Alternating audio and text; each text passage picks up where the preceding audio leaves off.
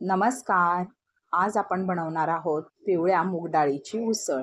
तर त्यासाठी 1 कपभर पिवळी मूग डाळ स्वच्छ धुवून रात्रभर पाण्यामध्ये भिजत घातली आहे.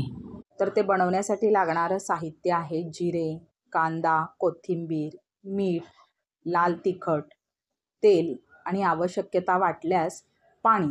आता आपण गॅस ऑन करून त्याच्यावर कढई ठेवून घेतली आहे. त्याच्यामध्ये 2 चमचे तेल घातलेलं आहे. तेल गरम झाल्यानंतर आपण त्यामध्ये जिऱ्याची फोडणी करून घेऊया. मग कांदा परतून घेऊयात. कांदा लवकर नरम पडण्यासाठी आपण त्यात चिमटभर मीठ घालूया. कांदा चांगला परतून झाला की मग त्याच्यामध्ये आपण भिजवलेली मूग डाळ घालणार आहोत. चवीनुसार तिखट आणि मीठ घालून हे सगळं व्यवस्थित एकजीव करून घेऊया.